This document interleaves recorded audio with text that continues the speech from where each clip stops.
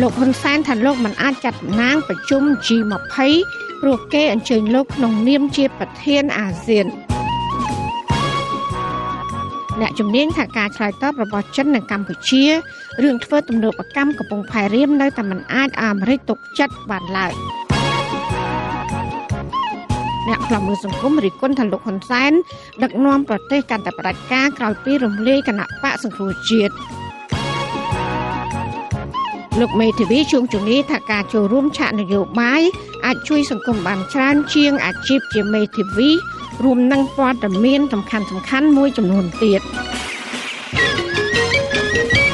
ជាបន្តទៅទៀតនេះនាងខ្ញុំម៉ៅសុធានីសូមជូនព័ត៌មានទាំងនោះពឺស្ដាប់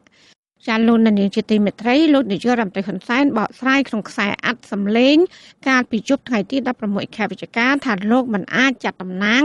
ដើម្បីចូលរួមកិច្ចប្រជុំកំពូលនៃក្រុមប្រទេសសេដ្ឋកិច្ចធំទាំង20ឬហៅកាត់ថា G20 នៅឯប្រទេសឥណ្ឌូនេស៊ីបានឡើយព្រោះថាកម្ពុជាមិនមែនជាសមាជិកក្រុមប្រទេស G20លោកបញ្ជាក់ថាគម្រោងចូលរួមរបស់លោកនោះគឺក្នុងឋានៈជាប្រធានអាស៊ានតបតាមការអញ្ជើញរបស់ប្រទេសឥណ្ឌូនេស៊ីដែលជាម្ចាស់ផ្ទះដើម្បីធានាការប្រព្រឹត្តទៅបានល្អនៅក្នុងការប្រជុំនៅឥណ្ឌូនេស៊ីកម្ពុជាបានធ្វើការសម្រុះសម្រួលជាមួយឥណ្ឌូនេស៊ីតែបានទទួលញញួរជាប្រធានអាស៊ានរួចហើយនោះគឺគ្រប់គ្រងការងារជាប្រធានអាស៊ានតែម្ដងយើងគ្មានសិទ្ធិតែងតាំងតំណាងពីកម្ពុជានោះទេព្រោះយើងមិនមែនជាសមាជិក G20 គឺគេអញ្ជើញប្រធានអាស៊ានគឺនាយករដ្ឋមន្ត្រីហ៊ុនសែនការលើកឡើងរបស់លោកហ៊ុនសែនដូច្នោះដោយសារតែលោកខកខានចូលរួមកិច្ចប្រជុំកំពូល G20 កាលពីថ្ងៃទី15និង16ខែវិច្ឆិកាដោយសារតែលោកបានប្រកាសថាបានឆ្លងជំងឺ COVID-19លោកបានដឹកនាំគណៈបព្វភូត្រឡប់មកកម្ពុជាវិញក្រោយទៅដល់ប្រទេសឥណ្ឌូនេស៊ីកាលពីថ្ងៃទី15ខែវិច្ឆិកាក្រោយពីបានខកខានកិច្ចប្រជុំកំពូល G20 ហើយលោកហ៊ុនសែនក៏មិនអាចចូលរួមក្នុងកិច្ចប្រជុំស្ដីពីកិច្ចសហប្រតិបត្តិការសេដ្ឋកិច្ចនៅតំបន់អាស៊ីប៉ាស៊ីហ្វិកហៅកាត់ថា APEC ដែលគ្រោងធ្វើនៅប្រទេសថៃចាប់ពីថ្ងៃទី17ដល់ថ្ងៃទី18ខែវិច្ឆិកាបាននោះដែរលោកបកស្រាយថាកិច្ចប្រជុំនេះគេអញ្ជើញលោកឲ្យចូលរួមក្នុងឋានៈជាប្រធានបដូវវេនអាស៊ានដូចជាករណីកិច្ចប្រជុំ G20 ដែរដូច្នេះលោកគ្មានសិទ្ធិចាត់តំណាងឲ្យទៅចូលរួមបានឡើយការចេញមុខបកស្រាយរបស់លោកហ៊ុនសែនគឺក្រោយដល់ពេលមានសាធារណជនមួយចំនួនបានចោទសួរអំពីមូលហេតុដែលលោកវិលមកកម្ពុជាវិញដោយមិនបានទុកតំណាងចូលរួមកិច្ចប្រជុំ G20 និង APECតាក់ទងបញ្ហាសុខភាពវិញលោកហ៊ុនសែនបានដឹងថាលោកមានអាការៈធម្មតាគឺមិនមានអ្វីប្រែប្រួលនោះឡើយទោះបីជាលោកឆ្លងជំងឺ COVID-19 ក៏ដោយ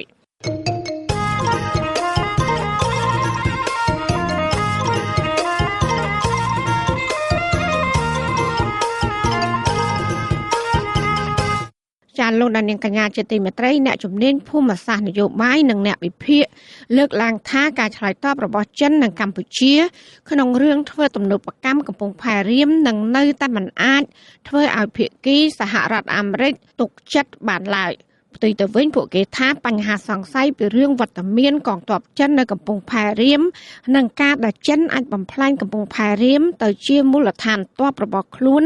និងរដ្ឋតានតឹងឡើងរវាងភាគីអាមេរិកនិងចិនហើយដែលកម្ពុជាមិនអាចមើលរំលងបានឡើយសេចក្តីរាយការណ៍ពីស្ដារពីរឿងនេះលោកណានៀងនឹងបានស្ដាប់នាពេលបន្តិចទៀតនេះលោកនាងជាទីមេត្រីវិទ្យុអសីស្រីផ្សាយតាមរលកធាតុអាកាសខ្លីឬ short wave តាមកម្រិតនិងកម្ពស់ដូចតទៅចាប់ពេលព្រឹកចាប់ពីម៉ោង5កន្លះដល់ម៉ោង6កន្លះតាមរយៈរលកធាតុអាកាសខ្លី 9390 kHz ស្មើនឹងកម្ពស់32ម៉ែត្រនិង 11850 kHz ស្មើនឹងកម្ពស់25ម៉ែត្រចាសម្រាប់ពេលយប់ចាប់ពីម៉ោង7កន្លះដល់ម៉ោង8កន្លះគឺតាមរយៈរលកធាតុអាកាសខ្លី 9390 kHz ស្មើនឹងកម្ពស់32ម៉ែត្រ 15155 kHz ស្មើនឹងកម្ពស់20ម៉ែត្រនិង 11885 kHz ស្មើនឹងកម្ពស់20ម៉ែត្រចាសសូមអរគុណ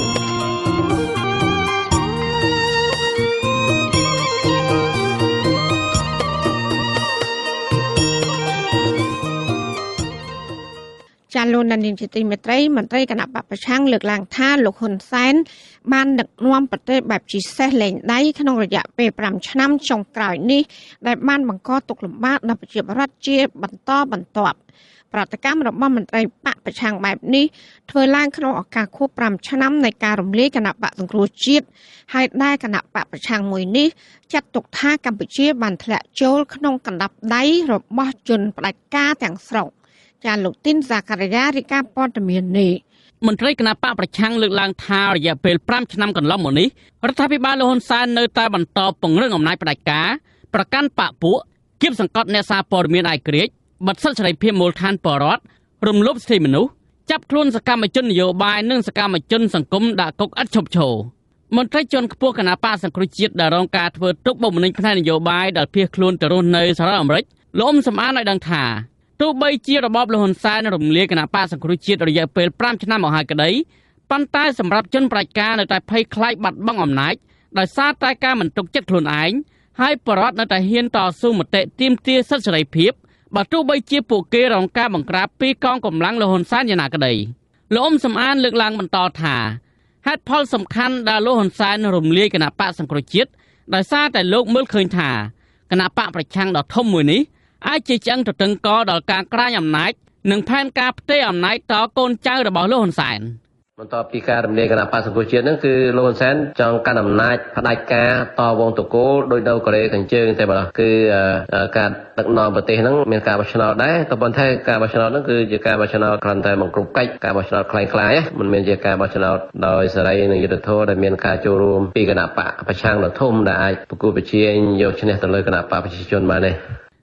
ថ្ងៃទី16វិច្ឆិកាឆ្នាំ2022នេះគឺជាខួប5ឆ្នាំដែលតុលាការកំពូលនៃរបបលហ៊ុនសែនបានរំលាយគណៈបកសង្គ្រោះជាតិកាលពីថ្ងៃទី16វិច្ឆិកាឆ្នាំ2017តាមបំណងរបស់លោកហ៊ុនសែនតុលាការក៏ចាប់ប្រកាន់ប្រធានគណៈបកសង្គ្រោះជាតិគឺលោកកម្មសខា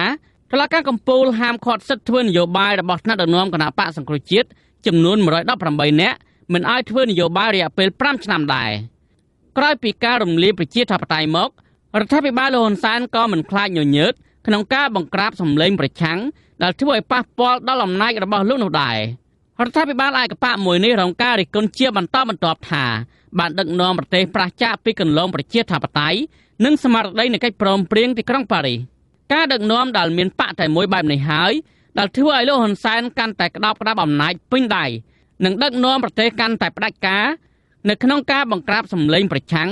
រដ្ឋបတ်សិទ្ធិសេរីភាពប្រជាពលរដ្ឋសកម្មជនសង្គមនិងស្ថាប័នសារព័ត៌មានឯករាជ្យជាដើមតែទៅនៅរឿងនេះអ្នកនាំពាក្យគណៈបកប្រជាជនកម្ពុជាលោកសុកអេសានអះអាងថាកម្ពុជាមានប្រជាធិបតេយ្យនិងសន្តិភាពហើយកម្ពុជាក៏គ្មានវិបត្តិនយោបាយជាប់គាំងដែលតម្រូវឲ្យរដ្ឋាភិបាលចរចាដោះស្រាយវិបត្តិនយោបាយនិងស្ដារប្រជាធិបតេយ្យឡើងវិញនោះដែរតែដូច្នេះហើយគឺការរំលាយទុកខួបប្រមាណឆ្នាំក៏ដោយការរំលាយអតីតបកប្រឆាំងគឺដោយតុលាការកំពូលកម្ពុជាដែលមានសាលដីកាស្ថាពរនិងបិទផ្លូវតវ៉ាហើយដូច្នេះគ្មានសង្ឃឹមថារស់ឡើងវិញទេទោះបីប្រមាណឆ្នាំក៏ដោយទៅមុខទៀតក៏ដោយគឺអត់មានរស់ឡើងវិញជាដាច់ខាតបាទទោះបីជានេះនាំពាក្យគណៈបកកណ្ដាលអំណាចប្រឹងប្រែងថ្លែងការពីរដ្ឋាភិបាលអំពីការបាត់បង់ពីស្ថានភាពនៃការធ្លាក់ចុះលទ្ធិប្រជាធិបតេយ្យនិងការរំលោភសិទ្ធិមនុស្សបែបនេះក្តីក៏សហគមន៍ជាតិនិងអន្តរជាតិតែងតែវិតម្លៃថាកម្ពុជាគ្មានការគោរពសិទ្ធិមនុស្សត្រឹមត្រូវស្របតាមរដ្ឋធម្មនុញ្ញនោះទេរដ្ឋាភិបាលលហ៊ុនសែនតែងតែដាក់ចេញនៅចំណាត់ការបង្ក្រាបយ៉ាងទៀងទាត់និងមានលក្ខណៈជាប្រព័ន្ធទៅលើក្រុមសកម្មជនគណបកប្រឆាំងសកម្មជនសង្គមមន្ត្រីសង្គមស៊ីវិលបរិវត្តប្រាសិទ្ធប្រមូលផ្ដុំដោយសន្តិវិធីនិងការបង្ក្រាបអ្នកសារព័ត៌មានដែលមិនចំណុះជាមួយនឹងរដ្ឋាភិបាលជាដើមការបង្ក្រាបនេះរដ្ឋាភិបាលកម្ពុជាក៏រងទណ្ឌកម្មជាបន្តបន្ទាប់ប្រព័ន្ធអនុគ្រោះពន្ធទូទៅ GSP របស់អាមេរិកបានផុតសុពលភាពកាលពីឆ្នាំ2020កន្លងទៅហើយមកទល់ពេលនេះសហរដ្ឋអាមេរិកក៏មិនទាន់បន្តឲ្យវិញនៅឡើយទេចំណែកឯប្រព័ន្ធអនុគ្រោះពន្ធគ្រប់មុខទំនិញទាំងអស់លើកឡើងតែអាវុធឬហៅកាត់ថា EBA ក៏ត្រូវបានសហភាពអឺរ៉ុបកាត់ផ្តាច់ 20% ដែរហេតុផលដែលកម្ពុជាបន្តទទួលរងទណ្ឌកម្មសេដ្ឋកិច្ចបែបនេះដោយសារតែកម្ពុជាក្រោមការដឹកនាំរបស់លោកហ៊ុនសែនបានរំលោភសិទ្ធិមនុស្សធ្ងន់ធ្ងរជាប្រព័ន្ធនិងរំលាយប្រជាធិបតេយ្យនៅកម្ពុជាទាក់ទងនឹងខួប5ឆ្នាំនៃការរំលាយគណបកសង្គ្រោះជាតិនេះដែរអគ្គលេខាធិការសម្ព័ន្ធនិស្សិតបញ្ញវន្តកម្ពុជាលោកគៀនពន្លកពិនិត្យឃើញថា លទ្ធិប្រជាធិបតេយ្យនៅកម្ពុជាបច្ចុប្បន្នហាក់ដើរថយក្រោយគណៈសកម្មជនសង្គមនយោបាយរដ្ឋាភិបាលបង្ក្រាបនិងចាប់ដាក់ពន្ធនាគារជាបន្តបន្ទាប់លោកជំរុញរដ្ឋាភិបាលពិចារណាស្ដារប្រជាធិបតេយ្យនៅមុនការបោះឆ្នោតថ្នាក់ជាតិនៅឆ្នាំ2023ខាងមុខមកដល់តាមការស្នើសុំរបស់សហរដ្ឋអាមេរិកដែលអាចឲ្យកម្ពុជាទទួលបានផលប្រយោជន៍សេដ្ឋកិច្ចនិងបញ្ជៀសទណ្ឌកម្មផ្សេងៗទៀតពីសហគមន៍អន្តរជាតិស្របពេលដែលបច្ចុប្បន្ននេះគឺសកម្មជននយោបាយនៅតែបន្តជាប់ឃុំនៅឡើយមិនត្រឹមតែប៉ុណ្ណឹងទេសិទ្ធិសេរីភាពនៃកម្មចេញមតិនៅតែរួមតូចអញ្ចឹងលំហប្រជាធិបតេយ្យនៅកម្ពុជានេះគឺនៅតែមិនអាចដើរទៅមុខបានមានន័យថានៅតែដើរថយក្រោយហើយអាចធ្លាក់ផុងទៅនឹងរបបមួយដែលគេហៅថារបបផ្ដាច់ការទៅទៀតអំឡុងពេលមេដឹកនាំអាមេរិកមកចូលរួមកិច្ចប្រជុំកំពូលអាស៊ានអាមេរិកលោកโจ Bidenបានលើកឡើងនៅចំពោះមុខលោកហ៊ុនសែនស្នើឲ្យកម្ពុជារក្សាអធិបតេយ្យភាពនិងបូរណភាពទឹកដីដើម្បីជៀសផុតពីឥទ្ធិពលចិនស្ដារលទ្ធិប្រជាធិបតេយ្យបើកលំហសិទ្ធិបរិវត្តនិងសង្គមស៊ីវិលនិងដោះលែងអ្នកទោសមនសិការទាំងអស់នឹងមុនការបោះឆ្នោតឆ្នាំ2023ខាងមុខជាមួយគ្នានេះអង្គការសហប្រជាជាតិតែងតែដាស់តឿនដល់រដ្ឋាភិបាលលោកហ៊ុនសែនជាញឹកញាប់ថាលំហសេរីភាពប្រជាពលរដ្ឋសង្គមស៊ីវិលសិទ្ធិចូលរួមនយោបាយសម្លេងបកប្រឆាំងនិងស្ថាប័នសារព័ត៌មានឯករាជ្យជាដើមគឺជាគ្រឹះដ៏សំខាន់ក្នុងប្រទេសប្រកាន់របបលទ្ធិប្រជាធិបតេយ្យដើម្បីឲ្យការអភិវឌ្ឍប្រកបដោយតម្លាភាពនិងទទួលបានសន្តិភាពពិតប្រាកដខ្ញុំទីនសាការីយ៉ាអាស៊ីសេរីប្រធានីវ៉ាស៊ីនតោនចាលោកនាងកញ្ញាកំពុងស្ដាប់ការផ្សាយរបស់វិទ្យុអាស៊ីសេរីផ្សាយចេញពីរដ្ឋធានី Washington លោកមេធាវីជួងជងីដែលតែងតែចេញមុខការពីក្តីក្រុមមេដឹកនាំគណៈបកប្រឆាំងហើយគេដាក់រហស្សនាមថាជាមេធាវីមិនដែលឈ្នះក្តីនោះឥឡូវលោកបានប្រកាសចូលធ្វើនយោបាយជាមួយគណៈបកភ្លើងទៀនហើយ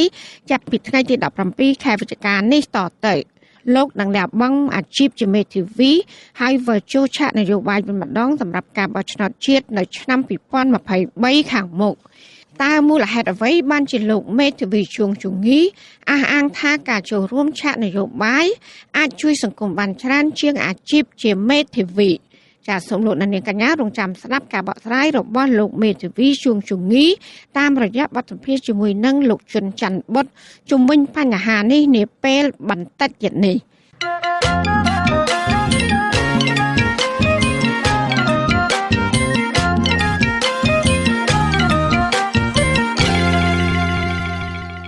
ចាលោកនាយកទីមេត្រីសាលាដំបងរាជធានីភ្នំពេញបានកោះហៅបុគ្គលិកនាការវើលម្នាក់ទៀតឲ្យបង្ហាញខ្លួនឆ្លើយបំភ្លឺក្នុងសវនាការកាលពីថ្ងៃទី16ខែវិច្ឆិកាម្សិលមិញផ្អែកតាមបណ្ដឹងរបស់ក្រុមហ៊ុនដែលបានប្តឹងពួកគាត់ពីបទរំលោភរំលើយឋានធ្វើឲ្យខូចដល់ចេតនាមានស្ថានទម្ងន់ទោសនិងបង្ខាំងដោយខុសច្បាប់តឡាការបានអនុញ្ញាតឲ្យកញ្ញាសាំងសុផលត្រឡប់ទៅផ្ទះវិញនៅល្ងាចថ្ងៃដដែលនេះក្រោយពីបានសាកសួរអស់ជាច្រើនម៉ោងគឧតកោ Nagaver កញ្ញាសាំងសុផលថ្លែងប្រាប់បច្ចុប្បន្នអសីស្រីថាតំណាងអัยការក្រុងភ្នំពេញលោកឆៃហុងបានសួរកញ្ញាក្នុងសវនាការថាតើកញ្ញានិងក្រុមគឧតកោនៅតែបន្តធ្វើកុតកម្មទៀតឬក៏យ៉ាងណាកញ្ញាឆ្លើយថាពួកកញ្ញានឹងបន្តធ្វើកុតកម្មដោយសន្តិវិធីរហូតដល់មានដំណោះស្រាយនិងទាមទារឲ្យក្រុមហ៊ុនទទួលយកបុគ្គលិកជាង100នាក់រួមទាំងថ្នាក់ដឹកនាំសហជីពនិងសមាជិកសហជីពឲ្យចូលធ្វើការវិញកញ្ញាឆ្លើយឲ្យតុលាការទម្លាក់បទចោទលើថ្នាក់ដឹកនាំសហជីពនិងសមាជិកសហជីពទាំងអស់បើសិនជាមានទោសឬក៏ការចាប់ឃុំខ្លួនពួកខ្ញុំតនេះគឺវាជារឿងអយុត្តិធម៌ណាពីព្រោះនេះជាវិវាទការងារចាហើយក្រសួងការងារក៏ជាអ្នកត្រូវដោះស្រាយនិងទទួលខុសត្រូវរឿងវិវាទការងារនេះដែរពីព្រោះពួកខ្ញុំមានវិវាទការងារជាមួយថៅកែក្រុមហ៊ុន Nagavel អត់មានជាមួយស្ថាប័នណាមួយទេហើយពួកខ្ញុំធ្វើកតកម្មដល់រាល់ថ្ងៃនេះដែរគឺចង់បានតែដំណោះស្រាយពីលោកថៅកែតែប៉ុណ្ណោះពួកខ្ញុំអត់មានចង់ឈ្នះចាញ់ជាមួយលោកថៅកែទេមកដល់ពេលនេះមានក្រុមគឧតកោចំនួន8នាក់ហើយដែលទទួលបានដីកាកោះហៅពីតុលាការតាមបណ្ដឹងរបស់ក្រុមហ៊ុន Nagavel ដោយសារពួកគាត់លើកគ្នាតវ៉ាដោយអហិង្សាដើម្បីស្វែងរកដំណោះស្រាយវិវាទការងារដែលបានអូសបន្លាយជិត1ឆ្នាំក្រុមគឧតកោ Nagavel អះអាងថាក្រុមហ៊ុនបានរំលោភសិទ្ធិនិងបញ្ឈប់ពួកគាត់ពីការងារទាំងបំពេញក្នុងបំណងចង់រំលាយសហជីពបច្ចុប្បន្នស៊ីស្រីនៅមិនទាន់អាចតាក់ទងសុំការបំភ្លឺរឿងនេះពីតំណាងអัยការក្រុងភ្នំពេញលោកឆៃហុងនិងតំណាងក្រុមហ៊ុន Nagaver នៅឡើយទេនៅថ្ងៃទី16ខែវិច្ឆិកា ការពីចុងខែតុលាសហជីពត្រួតត្រងសិទ្ធិការងារបុគ្គលិកកម្មករខ្មែរនៃក្រុមហ៊ុន Nagavel បានចេញសេចក្តីថ្លែងការណ៍មួយដែលចាត់ទុកការប្រើប្រាស់ប្រព័ន្ធតុលាការគឺថាមិនមែនជាដំណោះស្រាយដ៏យុត្តិធម៌នៅកន្លែងការងារនោះឡើយប៉ុន្តែផ្ទុយទៅវិញកាន់តែបង្ហាញពីការរំលោភសិទ្ធិការងារកាន់តែធ្ងន់ធ្ងរ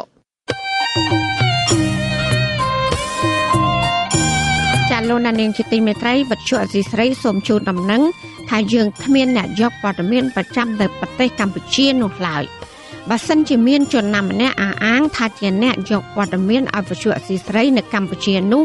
គឺជាការក្លែងបន្លំយកឈ្មោះរបស់វັດឈុអសីស្រីក្នុងគោលបំណងទុច្ចរិតរបស់បុគ្គលនោះចាសសូមអរគុណ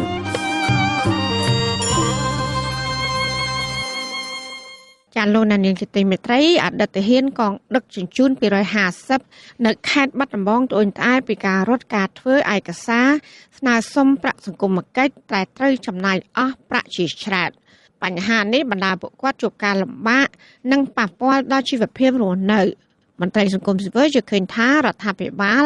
និងស្ថាប័នពាក់ព័ន្ធគួរពិនិត្យនិងស្រាវជ្រាវដល់មូលដ្ឋានដើម្បីផ្ដល់ភាពកក់ក្ដៅនិងជួយដល់ប្រជាពលរដ្ឋ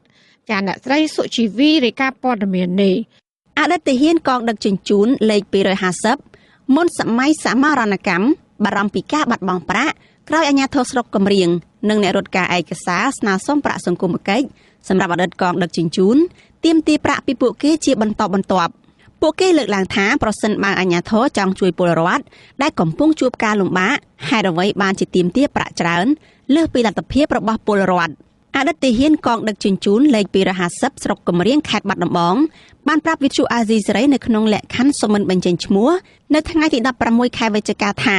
លោកស្រីធ្វើជាទាហាននៅក្នុងកងដឹកជញ្ជូនតាំងពីឆ្នាំ1979ជាមួយនឹងលោកនាយកនលោកស្រីថាមេភូមិនិងរដ្ឋបាលឃុំតាសែនស្រុកកំរៀងបានប្រមូលប្រវត្តិរូបអតីតទាហានកងដឹកជញ្ជូននិងទាមទារប្រាក់$100ឬស្មើនឹង41,000រៀលក្នុងពលរដ្ឋម្នាក់កាលពីខែតុលាដើម្បីយកទៅរត់ការឯកសារស្នើសុំប្រាក់សង្គមគិច្ចពីក្រសួងសង្គមគិច្ចលោកស្រីបន្តថាឥឡូវនេះក្រុមការងាររត់ការឯកសារទាមទារពលរដ្ឋបង់ប្រាក់បន្ថែមម្នាក់$100បន្ថែមទៀតខ្ញុំគាត់ថាប្រជាជនគ្នាអត់និយាយឲ្យខ្លីទៅខ្លះទៅដកតឡងខ្ញុំនៅម្នាក់ឯងអញ្ចឹងតែខ្ញុំអត់លុយអត់កាក់ខ្ញុំដើរចងការគេខ្ចីគេហេតុទៅចង់បានលាក់លុយទៅចង់បានលុយណាលោកពូទោះដែរគេថាប្រាក់សម្រាប់រត់ការគ្នាច្រើនណាលោកពូអើយអាចជាប់ប្រហែលជាគ្នាថាសរុបឃុំខ្ញុំជាប់ប្រហែលជា500នាក់ហ្នឹងខ្ញុំសរុបតែឃុំខ្ញុំទេ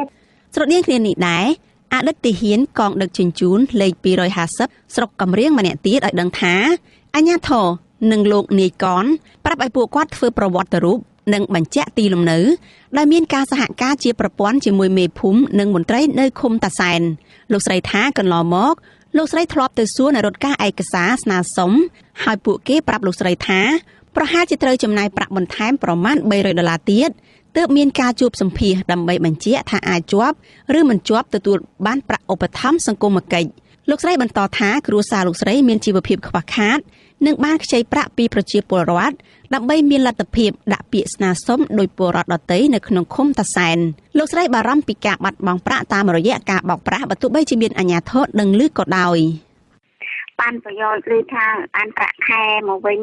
ថាធ្វើទៅបានទៅខាងលើទៅប្រាក់ខែគេឲ្យនៅយើងសម្ភារយើងអីទៀតនោះយើងបង់ម្ដង100ម្ដងគេ100ទៀតថាអាហ្នឹងអត់ទាន់ចប់ទៀតនៅដឹងប្រហែលដងទៀតទេខ្ញុំអត់ដឹង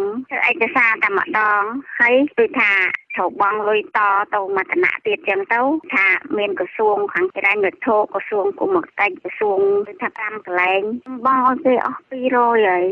អតីតទាហានកងដឹកជញ្ជូនអះអាងថាអាជ្ញាធរភូមិឃុំបានហៅប្រជាពលរដ្ឋដើម្បីទៅធ្វើឯកសាររត់ការនិងបានទទួលយកលុយពីពលរដ្ឋដោយលុយទាំងនោះត្រូវឲ្យទៅតាមរយៈប្រពន្ធទី3របស់លោកនាយកនតាក់ទងរឿងនេះអភិបាលស្រុកកំរៀងលោកសុកដែនប្រាប់វិទ្យុអាស៊ីសេរីថាលោកបានទទួលព័ត៌មានពីករណីនេះនិងបានហាមមន្ត្រីកុំឲ្យពាក់ព័ន្ធនៅក្នុងរឿងនេះលោកបន្តថាពលរដ្ឋគ្រាន់តែមកបញ្ជាក់ឯកសារសិភៅគ្រួសារអត្តសញ្ញាណប័ណ្ណនិងសម្បត្តិកំណើតដែលអ្នករត់ការតម្រូវតែប៉ុណ្ណោះលោកថារដ្ឋាភិបាលពុំមានការណែនាំឲ្យធ្វើឯកសារស្នើសុំប្រាក់សង្គមគិច្ចនោះទេ លោកសុកដែនបញ្ជាក់ថាលោកនៅមិនទាន់ដឹងច្បាស់ពីអ្នករត់ការឯកសារឲ្យពលរដ្ឋនោះទេហើយលោកថាលោកបានសាកសួរទៅផ្នែកពាក់ព័ន្ធខាងទាហានដែរតែពួកគេថាគ្មានការណែនាំពីថ្នាក់ជាតិនោះឡើយខ្ញុំបានរាយការណ៍ឲ្យថ្នាក់លើខ្ញុំដែរថ្នាក់ខេត្តហ្នឹងគាត់ថាអត់មានការណែនាំទេហើយយើងគេមើលតាមដានមើលតើព័ត៌មានហ្នឹងគាត់អត់តែខាងគាត់ប្រមូលយកទៅលើអីចឹងណាហើយដល់ខ្ញុំស៊ើបសួរព័ត៌មានទៅពាក់ព័ន្ធថាដើម្បីរៀបចំឈ្មោះឲ្យចូលទៅក្នុងស្ដីតាកងនារីដឹកជូនគេមិននោះខ្ញុំមិនសូវដឹងដែរចឹងណាប៉ុន្តែខាងរដ្ឋាភិបាលអត់មានទេខ្ញុំអត់ទាន់បានដឹងទេមិនដឹងថាមានប៉ុន្តែគាត់ថាខ្ញុំអត់ទាន់បានដឹងថាមានផែនការហ្នឹងទេចឹងណាខ្ញុំអត់គាត់ដែរខ្ញុំពងឲ្យគេស៊ើបតើនៅណាខ្ញុំពងស៊ើបដែរហ្នឹងហ្មង$100បងជុំវិញរឿងនេះអ្នកសម្របសម្រួលផ្នែកឃ្លាំមើលការរំលោភសិទ្ធិមនុស្សនៃអង្គការលីកាដូប្រចាំនៅខេត្តបាត់ដំបងលោកអិនគង្ជិតលើកឡើងថាអាជ្ញាធរខេត្តបាត់ដំបងគួរបង្កើតក្រុមការងារចម្រុះមួយដែលមានសមាជិកភាពចូលរួមពីស្នងការនគរបាលខេត្តកងរាជអាវុធហត្ថខេត្តមន្ត្រីសង្គមគិច្ចនិងប្រតិបត្តិការសឹករងខេត្តដើម្បីចុះស្រាវជ្រាវស៊ើបអង្កេតឲ្យទាន់ពេលវេលានិងចាប់ជនល្មើសមកផ្ដន្ទាទោសតាមច្បាប់លោកបន្តថារឿងនេះអាចជាការប្រព្រឹត្តអំពើពុករលួយដែលធ្វើឲ្យប្រជាពលរដ្ឋបាត់បង់ប្រាក់ច្រើនលោកថាពលរដ្ឋកំពុងជួបការលំបាកនៅក្នុងជីវភាពរស់នៅប្រចាំថ្ងៃហើយប្រាក់ជំពាក់គេក៏មានចំនួនច្រើនត្រូវដោះស្រាយលោកអិនគង្ជិតបន្ថែមថាប្រសិនបើពលរដ្ឋចាញ់បោកជនខិលខូចនោះជីវភាពរបស់ពួកគាត់កាន់តែដុនដាបដែលអាជ្ញាធរទាំងមូលដ្ឋាននិងថ្នាក់ជាតិត្រូវទទួលខុសត្រូវដោះស្រាយជូនពួកគាត់ការតម្រូវឲ្យពួកគាត់បង់ប្រាក់ថ្លៃរត់ការដ៏ច្រើននេះជាការដាក់បន្ទុកកាន់តែធ្ងន់ធ្ងរទៅលើបងប្អូនប្រជាពលរដ្ឋក្រីក្រជាពិសេសគឺអតីតយោធិនពិការចាស់ជរាដែលពួកគាត់បាត់បង់កម្លាំងពលកម្មហើយដែលយូរឆ្នាំមកហើយដែលរដ្ឋត្រូវផ្ដល់គោលនយោបាយឧបត្ថម្ភរបបតោធននិវត្តន៍របស់គាត់នឹងទៅតាមច្បាប់នឹងអញ្ចឹងពេលនេះគាត់កំពុងតែជួបការលំបាកដោយពួកគាត់មានភាពក្រីក្រហើយការបង្កើនផលរបស់គាត់ការរកប្រាក់ចំណូលរបស់គាត់នៅតំបន់ជាយដែរហ្នឹងគឺពួកគាត់កំពុងជួបការលំបាកដោយសារផលស្រូវក៏មិនទាន់បានផលចំការដំណាំចំការក៏អត់ទាន់បានពលរដ្ឋនិងសង្គមស៊ីវិលទទូចដល់រដ្ឋាភិបាលនិងស្ថាប័នពាក់ព័ន្ធថាគួរចុះស្រាវជ្រាវដល់មូលដ្ឋានដោយបង្កើតក្រុមការងារដើម្បីជួយទៅដល់ពលរដ្ឋទាន់ពេលវេលាកុំឲ្យចាញ់បោកជនល្មើសតទៅទៀតពួកគាត់លើកឡើងថាអ្នករត់ការឯកសារប្រហែលជាមានការខុបខិតគ្នាជាមួយមន្ត្រីមានអំណាចទើបអាចបញ្ជាមន្ត្រីថ្នាក់ស្រុកនិងមេភូមិឲ្យអនុវត្តការងារនេះជាប្រព័ន្ធបាននាងខ្ញុំសុជីវីវិទ្យុអាស៊ីសេរីពីរដ្ឋធានី Washington ចាលោកនាយកទីមេត្រីនៅខេត្តមណ្ឌលគិរីឯណោះវិញភ្នំធម្មជាតិមួយកន្លែងដែលជាជំរកយ៉ាងសំខាន់របស់សត្វព្រៃនិងជាកន្លែងប្រតិបត្តិជំនឿសាសនារបស់ជនជាតិដើមភាគតិចភ្នងបន្តទទួលរងការឈូសឆាយព្រៃទ្រង់ទ្រាយធំដើម្បីទន្ទ្រានយកដីធ្វើជាកម្មសិទ្ធិខុសច្បាប់ប្រជាសហគមន៍ជនជាតិដើមភាគតិចថាភ្នំធម្មជាតិនេះបន្តរងការកាប់បំផ្លាញដោយសារតែការបណ្ដេតបណ្ដោយរបស់អាជ្ញាធរខេត្តមណ្ឌលគិរីចា៎នេះគឺជាសេចក្តីរាយការណ៍របស់លោកយ៉ងច័ន្ទតារាជំវិញព័ត៌មាននេះជនជាតិដើមភាគតិចភ្នងរាប់រយគ្រួសារនៅភូមិឡាវកាសង្កាត់សុកដុមក្រុងសែនមនោរម្យទាមទារឲ្យអាជ្ញាធរខេត្តមណ្ឌលគិរីស៊ើបអង្កេតករណីឈូសឆាយព្រៃនៅជុំវិញចង្កេះភ្នំនិងខ្នងភ្នំធម្មជាតិមួយកន្លែងដែលជាអត្តសញ្ញាណវប្បធម៌ភូមិកំណើតរបស់ពួកគាត់ជាយូរលង់មកហើយអ្នកភូមិចាត់ទុកសកម្មភាពឈូសឆាយព្រៃឈើទ្រង់ទ្រាយធំនេះថាជាការបំផ្លាញអត្តសញ្ញាណវប្បធម៌របស់ជនជាតិដើមភាគតិចនិងជាការប្រមាថមើលងាយដល់ព្រលឹងដូនតារបស់ពួកគាត់ប្រធានបណ្ដាញសហគមន៍ជនជាតិដើមភាគតិចភ្នងខេត្តមណ្ឌលគិរីលោកស្រីភ្លឹកភិរមប្រាប់វិទ្យុអាស៊ីសេរីនៅថ្ងៃទី16វិច្ឆិកាថាក្រុមឈ្មួញដែលពួកលោកស្រីមិនស្គាល់ឈ្មោះបានយកគ្រឿងចាក់ឈូសឆាយព្រៃនៅតាមចង្កេះភ្នំគម្របសាសអស់ប្រមាណ10ហិកតានៅរយៈពេល3ខែចុងក្រោយនេះលោកស្រីបន្តថាព្រៃឈើនៅតំបន់នោះគឺជាជំរកសត្វព្រៃរួមមានទោចក្ងោកឆ្លូសនិងស្វាជាដើមកំពុងប្រឈមបាត់បង់ទីជម្រកលោកស្រីចោទថាអាជ្ញាធរខេត្តមណ្ឌលគិរីនៅតែបណ្ដេតបណ្ដោយឲ្យក្រុមឈ្មួញបំផ្លាញធនធានធម្មជាតិដដែលដោយមិនខ្វល់ពីទុក្ខវេទនារបស់ជនជាតិដើមភាគតិចនោះទេដោយសារកន្លែងនឹងវាព្រៃវាប៉ះពាល់លើសត្វផ្សេងនៅក្នុងនឹងសត្វឆ្លុះសត្វអីសត្វគេហៅជ្រុកព្រៃជ្រុកអីថាវាសត្វគ្រប់ប្រភេទណាសត្វបីប៉ាកងកក៏ប៉ះពាល់ដែរសត្វកងកសត្វអីហ្នឹងប៉ះពាល់នៅក្នុងហ្នឹងភ្នំគម្របសាសឬហៅជាភាសាជនជាតិដើមភាគតិចភ្នងថាភ្នំឆ្មាឥត្រប់ស្ថិតនៅក្នុងភូមិឡាវកាសង្កាត់សុកដុមគឺជាផ្នែកមួយនៃដែនជម្រកសត្វព្រៃភ្នំព្រិចដែលគ្រប់គ្រងដោយក្រសួងបរិស្ថានអ្នកភូមិបញ្ជាក់ថាភ្នំនេះមានទឹកជ្រោះអមដោយដើមឈើធំប្រភេទសុក្រំឈើទាល ជ័រចុងនិងកុកីជាដើមដែលដុះនៅតាមជម្រាលភ្នំចង្កេះភ្នំនិងខ្នងភ្នំកំពុងទទួលរងការកាប់បំផ្លាញតំណាងសហគមន៍លោកស្រីភ្លឹកភិរមបារម្ភថាសត្វទូចព្រៃនិងក្ងោកដែលមាននៅសល់តិចតួចបំផុតដែលកំពុងរស់នៅតំបន់នោះកំពុងប្រឈមនឹងគ្រោះថ្នាក់លោកស្រីបញ្ជាក់ថាថ្មីនេះពួកលោកស្រីបានចុះទៅដល់ទីតាំងឈូឆាយហើយប្រទះឃើញដើមឈើធំដែលជាកន្លែងសត្វតូចលោតលេងកម្សាន្តត្រូវបានគេកាប់ផ្ដួលធ្វើអាជីវកម្មរីឯដើមឈើខ្លះទៀតវិញត្រូវបានគេដុតកម្ទេចចោលឲ្យក្លាយជាវាលរហោឋានសត្វតូចអស់នៅឃុំលើការមានតែកន្លែងនឹងមួយគាត់មានសត្វតូចហ្នឹងកាប់ហើយបើសិនជាធ្វើនៅកន្លែងនឹងគ្នានឹងនៅតាទៅសត្វហ្នឹងរហូតមកដល់ឥឡូវការពារធនធានធម្មជាតិរបស់ខេត្តរបស់អាជ្ញាធរអីចឹងណាគឺក៏សយណាស់ពួកគាត់ហ្នឹងយើងមើលទៅសយក្នុងការពារណាស់វិទ្យុអាស៊ីសេរីមិនអាចតាក់ទងសុំការបំភ្លឺរឿងនេះពីប្រធានមន្ត្រីបរិស្ថានខេត្តមណ្ឌលគិរីលោកកែងសុភ័ក្រនិងអ្នកនាំពាក្យសាលាខេត្តមណ្ឌលគិរីលោកនាងវណ្ណៈបាននៅឡើយទេនៅថ្ងៃទី16ខែវិច្ឆិកាដោយទូរស័ព្ទហៅចូលតែពុំមានអ្នកទទួលក៏ប៉ុន្តែចៅសង្កាត់រងសង្កាត់សុកដុមលោកពៅសុផាតប្រាប់វិទ្យុអាស៊ីសេរីថាអាជ្ញាធរពុំទាន់ទទួលបានដំណឹងស្ដីពីការឈូសឆាយព្រៃឈើនៅតំបន់ភ្នំនេះនៅឡើយទេលោកបដិសេធមិនឆ្លើយតបទៅនឹងសំណួរផ្សេងទៀតឡើយដោយអះអាងថាមេភូមិមិនបានរាយការណ៍មកអាជ្ញាធរឃុំខ្ញុំអត់បានរាយការណ៍ជូនទេបើចង់ដឹងការពិតខាងបងប្អូនជនជាតិដើមហ្នឹងគាត់ច្រើនតែគាត់និយាយមកវាកន្លែងណាអញ្ចឹងយើងឲ្យដឹងតែមិនបាច់រាយការណ៍ទៅដល់ណាដល់ណីអីនៅមូលដ្ឋានអត់ដឹងបងជុំវិញរឿងនេះមន្ត្រីសិទ្ធិមនុស្សនៃសមាគមអាត60ប្រចាំនៅខេត្តមណ្ឌលគិរីលោកគ្រឿងតុលាយល់ឃើញថាអាជ្ញាធរខេត្តមណ្ឌលគិរីនៅតែប្រព្រឹត្តកំហុសដដែលដោយពុំបានការពារធនធានធម្មជាតិក្នុងដែនសមត្ថកិច្ចរបស់ខ្លួនស្របតាមច្បាប់នោះឡើយលោកជំរុញឲ្យអាជ្ញាធរខេត្តគួរតែដោះស្រាយរឿងនេះជាបន្ទាន់ដើម្បីសង្គ្រោះសត្វព្រៃនិងធនធានធម្មជាតិដែលបន្សល់ទុកចុងក្រោយចឹងខ្ញុំគិតថានេះជាកំហុសរបស់អាជ្ញាធរដែលគាត់ប្រហែសមិនយកចិត្តទុកដាក់បម្រើប្រជាពលរដ្ឋបាទអញ្ចឹងខ្ញុំគាត់ស្នើសុំថាឲ្យធ្វើម៉េចឲ្យអាជ្ញាធរមូលដ្ឋានហ្នឹងគាត់បម្រើការពារនិងបំពេញបន្ថែមជូនប្រជាពលរដ្ឋបានគ្រប់គ្រាន់ប្រជាសហគមន៍ជនជាតិដើមភាគតិចភ្នងបន្ថែមថា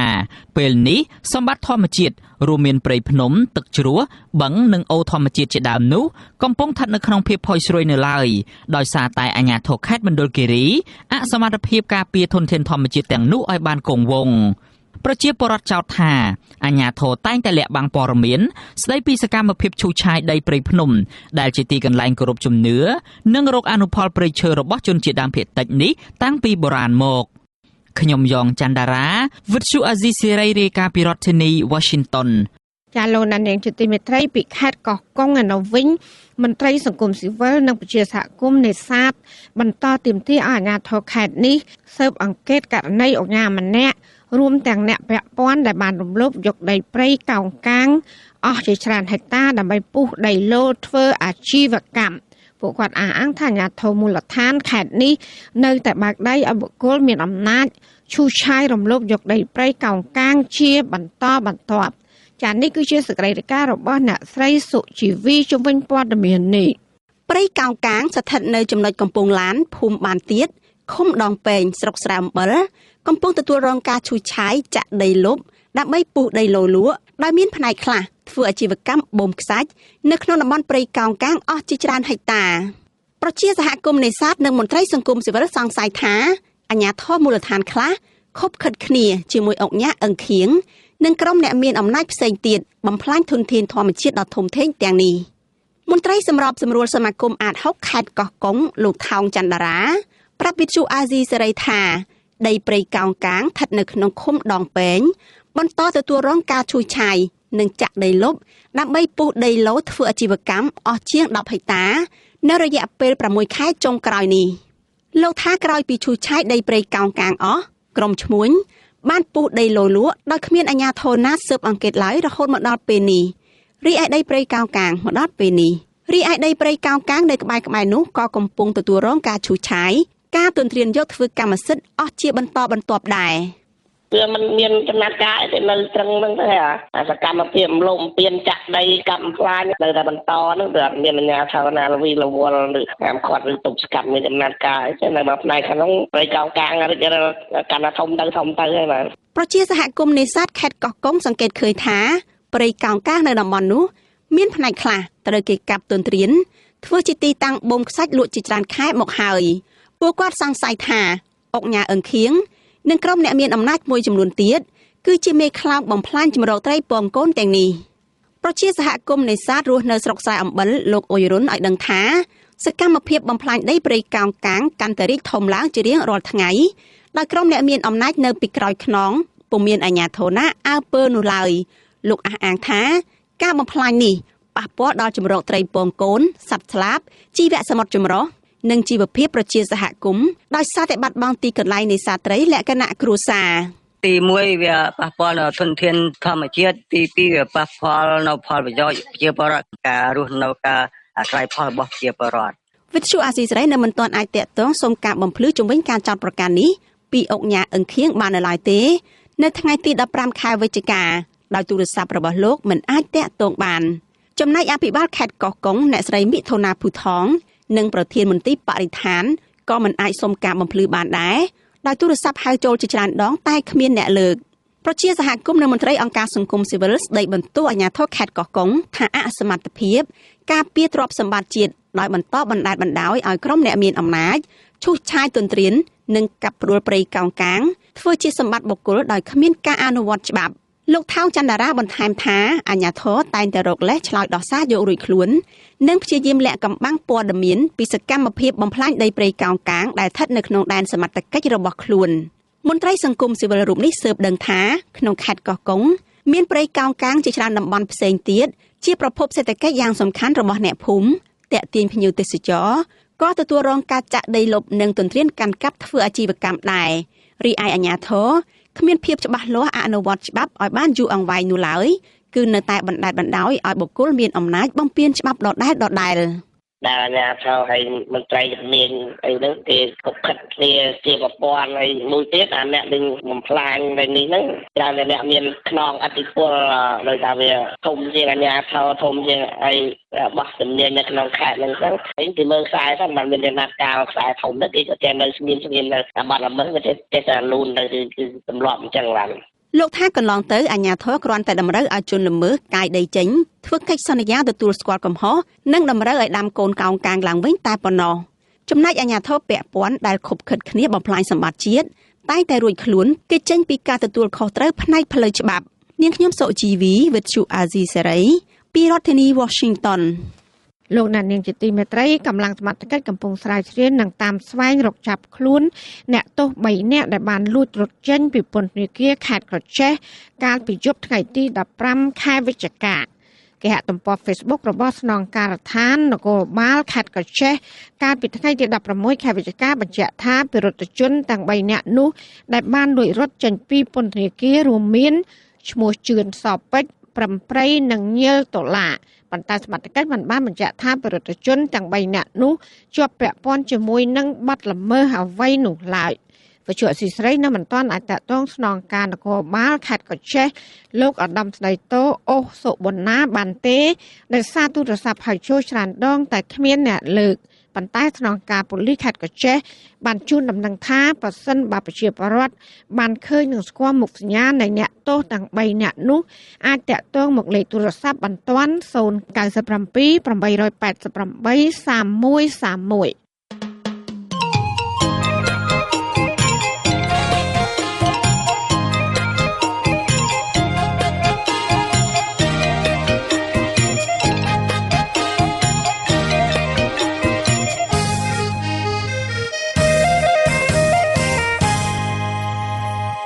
លោកដានៀងកញ្ញាជាទីមេត្រីអ្នកជំនាញភូមិសាស្ត្រនយោបាយនិងអ្នកវិភាគ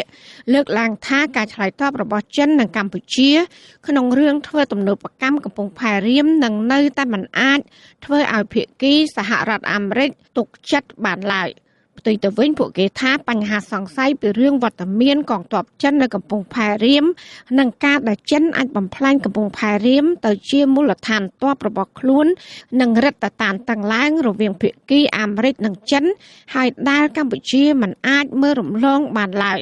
ចាប់ពីរដ្ឋធានី Washington លោកមានរិទ្ធមានសេចក្តីរាយការណ៍ពីស្ដារជុំវិញព័ត៌មាននេះ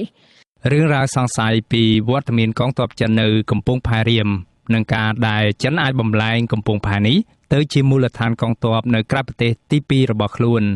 បានកើតមានឡើងសារជាថ្មីស្របពេលដែលកម្ពុជាកំពុងរៀបចំកិច្ចប្រជុំកំពូលអាស៊ាន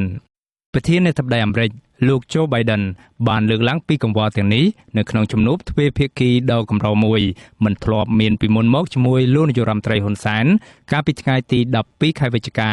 ស្របពេលដែលលោកមកចូលរួមកិច្ចប្រជុំកំពូលអាស៊ាននៅកម្ពុជាពីថ្ងៃក្រោយមកភាគីចិនបានចេញមុខមកឆ្លើយតបតាមរយៈអ្នកនាំពាក្យក្រសួងការបរទេសរបស់ខ្លួនដោយអះអាងថាចិនជួយកម្ពុជាកែលម្អកំពង់ផែកងទ័ពជើងទឹករៀមនេះគឺជារឿងធម្មតានិងមិនដាក់គោលដៅប្រឆាំងភាគីទី3ណាមួយឡើយសាស្ថាបនិកវិទ្យាស្ថានប្រជាធិបតេយ្យកម្ពុជានិងជាអ្នកជំនាញភូមិសាស្ត្រនយោបាយបណ្ឌិតរវណ្ណៈពន្យល់ប្រាប់វិទ្យុស៊ីស្រីថា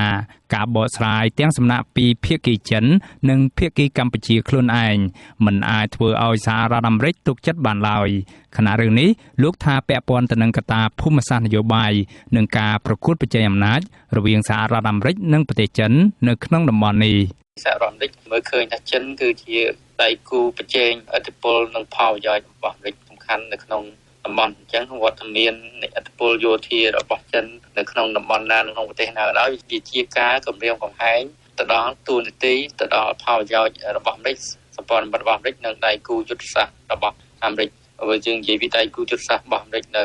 អាស៊ីអាគ្នេយ៍គឺវៀតណាមនឹងហើយអញ្ចឹងវៀតណាមគឺជាដៃគូយុទ្ធសាស្ត្ររបស់អាមេរិកហើយបើសិនជាលទ្ធភាពនៃ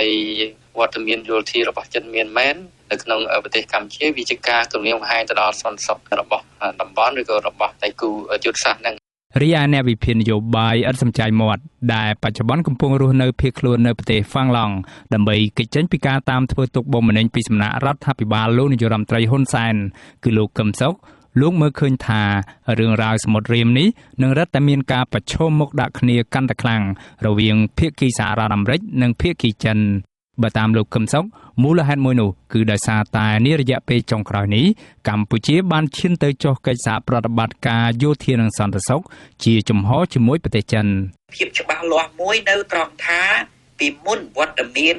កងទ័ពចិននៅលើទឹកដីកម្ពុជាគ្រាន់តែជាការសង្ស័យទេប៉ុន្តែមកដល់ពេលនេះរដ្ឋាភិបាលចិននិងរដ្ឋាភិបាលលោកហ៊ុនសែនរហូតទៅដល់ប្រកាសជាជំហរអំពីការចុះកិច្ចព្រមព្រៀងសហប្រតិបត្តិការកងទ័ពនៃរដ្ឋាភិបាលទាំងពីរតែម្ដងមិនដែលមានពីមុនមកទេមានន័យថារដ្ឋាភិបាលលោកហ៊ុនសែននិងរដ្ឋាភិបាលចិនកាន់តែបង្ហាញជាចំហនិងស៊ីជម្រៅនៅអ្វីដែលជាសហប្រតិបត្តិការនៃកងទ័ពរដ្ឋាភិបាលទាំងពីរកម្ពុជានិងចិននៅក្នុងដំណើរទស្សនកិច្ចផ្លូវការរបស់នាយករដ្ឋមន្ត្រីចិនលោកលីខឺឈៀងមកកាន់កម្ពុជានៅមុនពេលកិច្ចប្រជុំកំពូលអាស៊ានបានចុះកិច្ចព្រមព្រៀងជាច្រើននៅក្នុងនោះភាគីទាំងពីរបានឯកភាពថានឹងពន្លឿនកសាងសហគមន៍វាសនារួមកម្ពុជាចិនដោយសន្យាថានឹងប្រើប្រាស់ឲ្យអស់នៅសក្តានុពលនៅយន្តការនៃការផ្លាស់ប្ដូរនិងកិច្ចសហប្រតិបត្តិការយោធាដោយបង្កើនទំនាក់ទំនងរវាងស្ថាប័នការពារជាតិនិងយោធាគ្រប់កម្រិតនៃប្រទេសទាំងពីរតាមរយៈកិច្ចសហប្រតិបត្តិការជាក់ស្ដែងដូចជាការបណ្ដុះបណ្ដាលនិងការហ្វឹកហាត់រួមគ្នាការផ្ដល់បរិក្ខារយោធាបច្ចេកវិទ្យាសេវាសុខាភិបាល Logistics និងសន្តិសុខពហុភាគីលោកកឹមសុខមើលឃើញថាការប្រកាសជាចំហបែបនេះសហរដ្ឋអាមេរិកទំនងជាមិនអាចទទួលយកបាននោះឡើយរដ្ឋាភិបាលចិនដឹងថាក្រុមរបស់លោកហ៊ុនសែនកំពុងជាប់អន្ទាក់មិនអាចរើខ្លួនរួចកម្ពុជានិងសាធារណរដ្ឋចិនបានបើកការដ្ឋានគម្រោងធ្វើទំនើបកម្មកំពង់ផែកងទ័ពជើងទឹករៀមកាលពីថ្ងៃទី8ខែមិថុនាគម្រោងរយៈពេល2ឆ្នាំនេះគឺជាជំនួយឥតសំណងរបស់រដ្ឋាភិបាលចិនដល់កងទ័ពជើងទឹកកម្ពុជាក៏ប៉ុន្តែទាំងភាគីកម្ពុជានិងទាំងភាគីចិនពុំបានលាតត្រដាងឲ្យដឹងពីចំនួនទឹកប្រាក់ជាក់លាក់នៃជំនួយយោធានេះទេ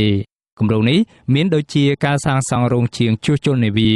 ផែសម្ចតនិងស្ដារឃ្លោងជាដើមហើយត្រូវបានអនុវត្តដោយក្រុមហ៊ុនគ្រប់គ្រងដោយរដ្ឋអំណាចចិនមួយឈ្មោះថា Metallurgical Group Corporation ដែលបានចុះកិច្ចព្រមព្រៀងជាមួយរដ្ឋាភិបាលកម្ពុជាតាំងពីឆ្នាំ2016មក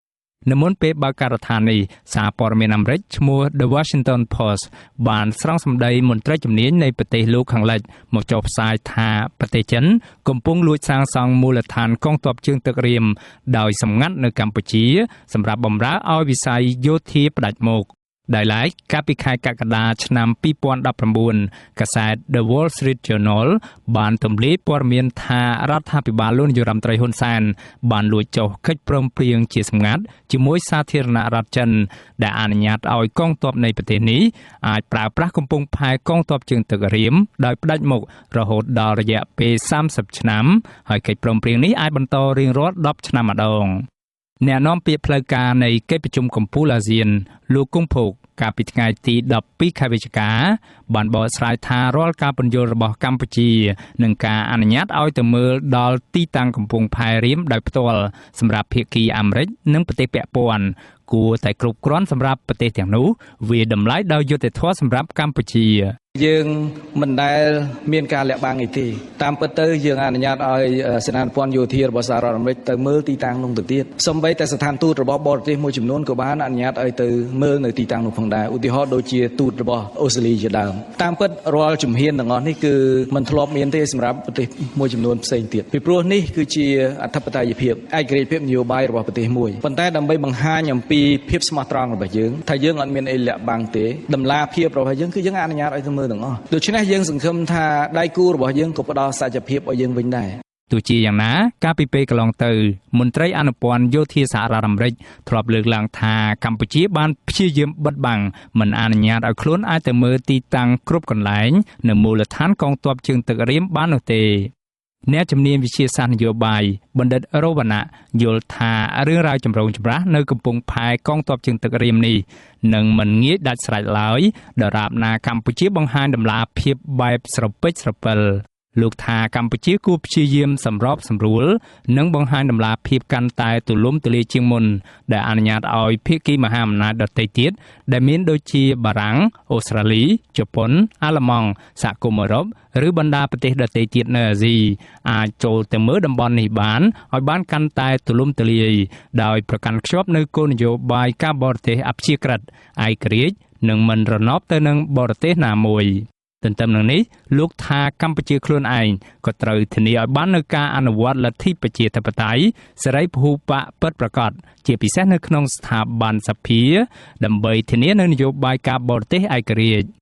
បង្ហាញទៅប្រទេសមហាអំណាចថាកម្ពុជាគឺអនុវត្តតាមរដ្ឋធម្មនុញ្ញដែលមានចែងនៅក្នុងរដ្ឋធម្មនុញ្ញឆ្នាំ1993ហ្នឹងគឺជាតៃសេរីពហុបកហើយនយោបាយការបរទេសឯករាជ្យហ្នឹងគឺវិតរយន្តការប្រជាធិបតេយ្យរបស់យើងកាន់តែរឹងមាំហើយមានយន្តការរស់រវើកនៃអង្គការសង្គមស៊ីវិលក្រមផលប្រយោជន៍និងគណៈបកជំទាស់ដែលរស់រវើកដើម្បីធ្វើឲ្យឃើញថាយើងមានពហុនិយមពហុបកអញ្ចឹងការលៀបពណ៌របស់មហាអំណាចថាយើងផ្អៀងឬក៏យើងអាចធ្វើឲ្យមានលទ្ធភាពនៃការវត្តមានយោធារបស់បរទេសវាកាត់បន្ថយដល់ការគ្រប់គ្រងបែបសភាឯកបកបែបនេះប្រទេសមហាអំណាចគេព្រួយបារម្ភពីលទ្ធភាពនៃការរក្សាគេហៅចំហ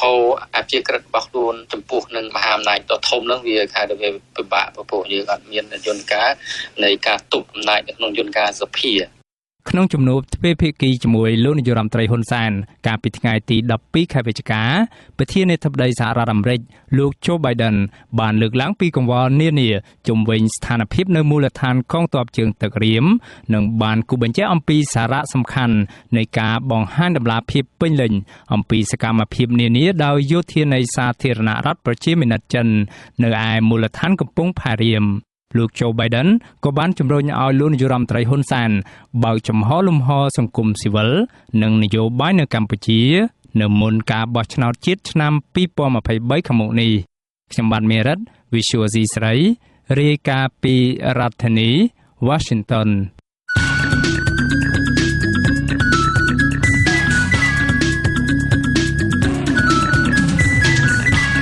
បទសម្ភារ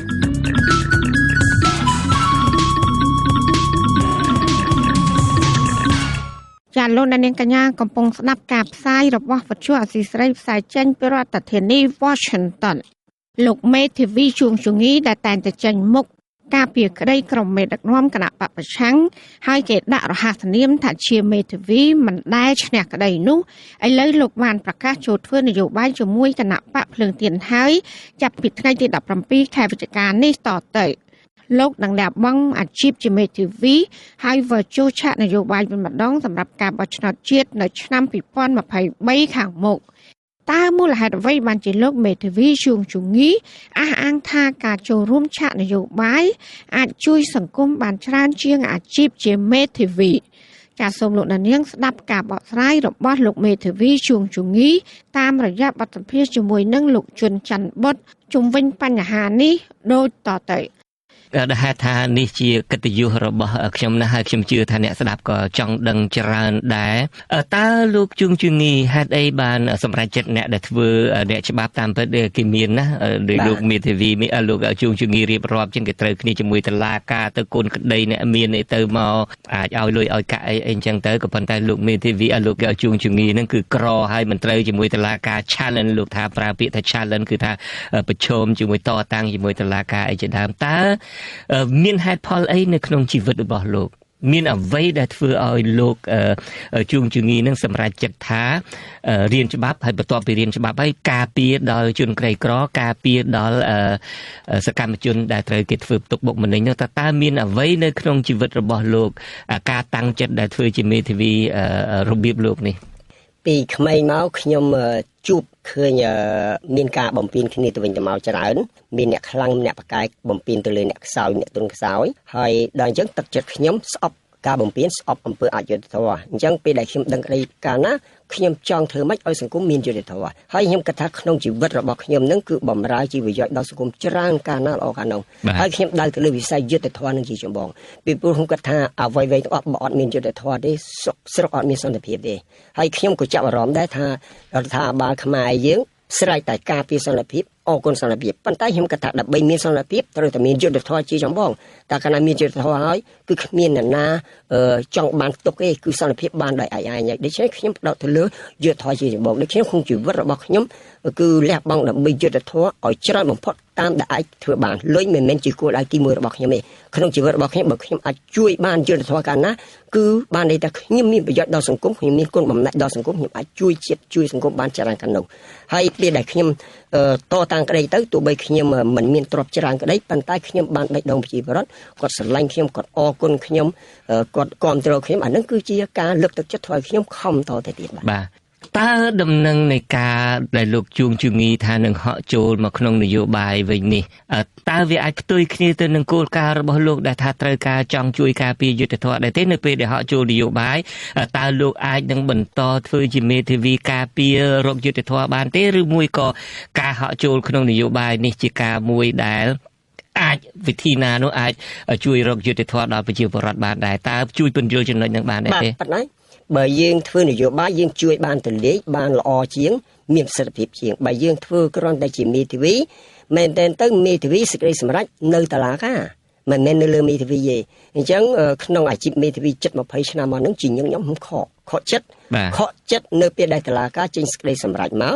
ដែលយើងនៅពេលដែលយើងកាន់ក្តីយើងច្បាស់ណាស់រឿងក្តីរបស់យើងគួរតែលទ្ធផលទៅយ៉ាងម៉េចប៉ុន្តែជាញឹកញាប់យើងខកចិត្តនៅពេលដែលសេចក្តីសម្រេចរបស់តុលាការសម្រេចមកធ្វើឲ្យយើងពិបាកទទួលយកប៉ុន្តែយើងអត់មានជំរឿសយើងត្រូវតែប្រឈមតទៅទៀតដោយមានការលើកទឹកចិត្តពីកូនក្តីរបស់យើងនិងមានការលើកទឹកចិត្តពីប្រជាពលរដ្ឋទូទៅអញ្ចឹងខ្ញុំគិតថាដើម្បីឲ្យជួយយុត្តិធម៌បានពីព្រោះខ្ញុំដូចជាអស់ចិត្តហើយថាក្នុងអាជីពមេធាវីมันអាចជួយយុត្តិធម៌បានលើសពីអ្វីដែលខ្ញុំធ្វើកន្លងមកជាអ្នកនយោបាយតើអាចជួយរកយុត្តិធម៌បានទូលាយជាងបែបណាទៅប្រកបណាស់ហើយគឺអ្នកនយោបាយគឺទៅធ្វើច្បាប់កាលណាច្បាប់ល្អគឺផ្ដល់ឱកាសឲ្យមានយុត្តិធម៌សង្គមបានល្អជាងពីព្រោះខ្ញុំសង្កេតឃើញថាកន្លងមកហ្នឹងច្បាប់យើងនៅមានការខ្វះខាតច្រើនហើយច្បាប់ខ្លះហ្នឹងក៏អត់សូវសមប្រកបទៅនឹងតម្រូវការសង្គមដែរហើយក៏ប៉ុន្តែលោកមេធាវីសំកាត់លោកជួងជងីច្បាប់ជារឿងមួយស្រុកយើងធ្វើត្បិតតែច្បាប់មិនល្អយ៉ាងណាក៏ដោយចុះក៏មានច្បាប់ដែលសំខាន់បំផុតការអនុវត្តច្បាប់នោះបាទហ្នឹងគឺដំណាក់កាលទី2ការងារទី2របស់អ្នកនយោបាយពីព្រោះអ្នកនយោបាយដូចជាសភាសមាជិករដ្ឋសភាគាត់អាចតាមមើលសកម្មភាពរបស់រដ្ឋាភិបាលក្នុងការអនុវត្តច្បាប់ហ្នឹងកាលណារដ្ឋាភិបាលអនុវត្តត្រឹមត្រូវគាត់អាចហៅមកសួរដេញដោលគាត់អាចអនុម័តញាត់បន្ទោសគាត់អាចដាក់សម្ពាធហើយក្នុងតំណាងរាស្ត្រគឺមានការគ្រប់គ្រងមាំជាងពីមហាជនមេធាវីមានការគ្រប់គ្រងតិចទេតែបើតំណាងរាស្ត្រមានការគ្រប់គ្រងខ្លាំងជាងមានកម្លាំងខ្លាំងជាងហើយអាចតស៊ូថ្នាក់ជាតិថ្នាក់អន្តរជាតិបានខ្លាំងជាងអានេះយើងអាចជួយបានច្រើនជាងហើយមេធាវីមិនអាចចុះទៅជួបមហាជនបានទលាយមានការរដ្ឋបិទក្នុងវិជ្ជាជីវៈហ្នឹងតែប៉ុន្តែបើអ្នកនយោបាយវិញគឺជួបទលាយតែម្ដងបាទឥឡូវចូលនយោបាយហើយ ហើយលោកជ្រើសរើសថាចូលជាមួយនឹងគណៈបកភ្លើងទៀនដែលយើងដឹងមកហេតុអីមិនចូលភ្លើងទៀនហេតុអីមិនចូលជាមួយគណៈបកប្រជាជនកម្ពុជានៅពេលនោះគឺថាដោយភាសាអ្នកខ្លះថាដកចង់ចាប់ខ្លាដើម្បីចូលរួមខ្លានោះហេតុអីរវាងគណៈបកប្រជាជនកម្ពុជាឬគណៈបកដទៃទៀតនឹងហេតុអីក៏សម្រេចចិត្តភ្លើងទៀនបាទក្នុងការសម្រេចចិត្តនៅពេលដែលមនុស្សម្នាក់ឬក៏បុគ្គលម្នាក់គាត់សម្រេចចិត្តថាធ្វើនយោបាយគាត់ប្រកាសជាមើលហើយថាតើធ្វើនយោបាយដើម្បីអំណាចខ្លួនឯងឬក៏ធ្វើនយោបាយដើម្បីប្រយោជន៍សង្គមប្រសិនដើម្បីប្រយោជន៍ខ្លួនឯងទេគឺចូលទៅគណៈបព្វជិជនទៅគឺអត់មានការប្រឈមអីទេប៉ុន្តែបើដើម្បីប្រយោជន៍សង្គមឬក៏មួយទៀតគេត្រូវមើលថាតើហេតុអីបានធ្វើនយោបាយដើម្បីអ្វីគឺគោលដៅសំខាន់ក្នុងការធ្វើនយោបាយដើម្បីផ្លាស់ប្ដូរឲ្យកាន់តែប្រសើរឡើងហើយបើសិនយើងធ្វើនយោបាយមិនឲ្យមានការផ្លាស់ប្ដូរកាន់តែប្រសើរឡើងអាហ្នឹងគឺដូចជាអត់មានត្រូវការធ្វើនយោបាយទេហើយបើដើម្បីឲ្យមានការផ្លាស់ប្ដូរកាន់តែប្រសើរឡើងយើងមើលថាតើគណៈបកកណ្ដាលអំណាចឬក៏គណៈបកប្រឆាំងបើយើងយល់ឃើញថាគណៈបកកណ្ដាលអំណាចដឹកនាំល្អហើយយើងចូលគណៈបកកណ្ដាលអំណាចទៅប៉ុន្តែសម្រាប់ខ្ញុំមើលឃើញថាខ្វះខាតច្រើនដូច្នេះខ្ញុំត្រូវមើលទៅគណៈបកប្រឆាំងហើយគណៈបកប្រឆាំងយើងមើលតើគណៈបកណាដែលមានឥទ្ធិពលដែលមានគោលការណ៍ល្អដែលមានស្មារតី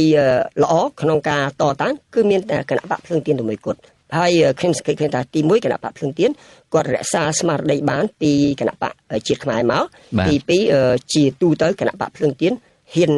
នប្រឈមជាងគណៈបកផ្សេងទៀតគណៈបកផ្សេងទៀតអត់ហ៊ានប្រឈមដូចជាគណៈបកភ្លើងទៀនទេទី3គណៈបកភ្លើងទៀនគឺខ្ញុំសង្កេតឃើញថារក្សាបាននៅគុណធម៌3តាមបាវចនាសិលធម៌សច្ចធម៌និងយុត្តិធម៌និងទី4គឺស្រុកខ្មែរយើងបើមិនឬគណៈបកភ្លើងទៀនទេគឺចំណាយពេលវេលាចំណាយថវិកាចំណាយពេលវេលាអត់បានការទេគឺត្រូវឬគណៈបកភ្លើងទៀនទើបមានកម្លាំងទៅតតាំងមានការផ្លាស់ប្ដូរជីវិតបាទអរគុណចំពោះការបកស្រាយនេះនៅពេលដែលហក់ចូលមកក្នុងជាអ្នកនយោបាយហើយបើតាមដឹងនឹងលោកនឹងគឺជាសមាជិកនៃគណៈមេធាវីផងហើយប្រធានគណៈមេធាវីពេលនេះគឺលោកលីច័ន្ទតុលានឹងជាអ្នកដែលការពិតនឹងរំលាយគណៈបក្សសង្គ្រោះជាតិនឹងផងតើលោកមានព្រួយបារម្ភថាគេអាចនឹងដកលោកចេញពីសមាជិកនៃគណៈមេធាវីទេនៅពេលដែលលោកប្រកាសថាចូលនយោបាយហើយជាពិសេសចូលរួមជាមួយនឹងគណៈបកភ្លើងទៀនទៀតនេះខ្ញុំអត់មានការព្រួយបារម្ភទេពីព្រោះខ្ញុំទុកឲ្យមហាជនជាអ្នកវិនិច្ឆ័យជាអ្នកកត់សម្គាល់ទៅពីព្រោះថាបុគ្គលមួយរូបពេលដែលគាត់ប្រព្រឹត្តអំពើអ្វីមួយវាទៅជាការប្រវត្តិទៅជាប្រវត្តិនិងទៅជាការប្រវត្តិកត់ត្រារហូតតកូនតចៅហើយនៅពេលដែលទៅអនាគតទៅពីព្រោះមនុស្សម្នាក់គឺវិវត្តនាការចាស់ទៅរត្រាត់និងស្លាប់អញ្ចឹងពេលដែលគាត់ចាស់ទៅរត្រាត់ស្លាប់តើគាត់បន្សល់ទុកអ្វីគឺអ្នកខ្លះពេលដែលរត្រាត់ឬក៏ចាស់ទៅគឺទៅតាណាគេអត់មើលមុខទេប៉ុន្តែខ្ញុំទុកចិត្តខ្ញុំថាខ្ញុំទៅតាណាគេមើលមុខរហូតដល់ខ្ញុំចាស់ទៅបាទខ្ញុំទុកចិត្តតែអញ្ចឹងដូច្នេះលោកមិនខ្វល់ទេបើគេដកចេញពីហើយម្យ៉ាងទៀតខ្ញុំច្បាស់ណាស់ថាអ្វីដែលខ្ញុំដើរគឺអត់ខុសទេពីព្រោះថាអាជីពមេធាវីរឿងមួយអាជីពនយោបាយរឿងមួយគឺអាពីរហ្នឹងគឺខ្ញុំច្បាស់ពីគ្នាហើយម្យ៉ាងទៀតខ្ញុំក៏សង្កេតឃើញថាមេធាវីមួយចំនួនដែលគាត់ចូលគណៈបព្វជិជននោះក៏គាត់សកម្មធ្វើនយោបាយសកម្មក្នុងគណៈបព្វជិជនដែលគាត់ពង្រឹងខេត្តចុះទៅកាន់ខេត្តកាន់ឃុំកាន់ស្រុកអញ្ចឹងប្រសិនបើថាគាត់ចាប់ថ្នាក់ថាសកម្មភាពរបស់ខ្ញុំខុសគាត់ខុសមុនខ្ញុំព្រោះគាត់ធ្វើជ្រៅណាស់បាទអរគុណខ្ញុំបានសន្យាជាមួយលោកអ្នកស្ដាប់អំពីរឿងថានៅពេលដែលចប់5ឆ្នាំនៃការដាក់បំរាមទៅលើអ្នកនយោបាយទាំង118អ្នកនេះរួមទាំងលោកជួងជំងីផងនឹងថាតើតាមច្បាប់នឹងត្រូវមានសិទ្ធិធ្វើនយោបាយដោយស្វ័យប្រវត្តិឬមួយត្រូវដាក់ពាក្យសុំអត់ត្រូវដាក់ពាក្យសុំទេដាក់ពាក្យសុំលុះត្រាតែមិនទាន់ផុតបំរាម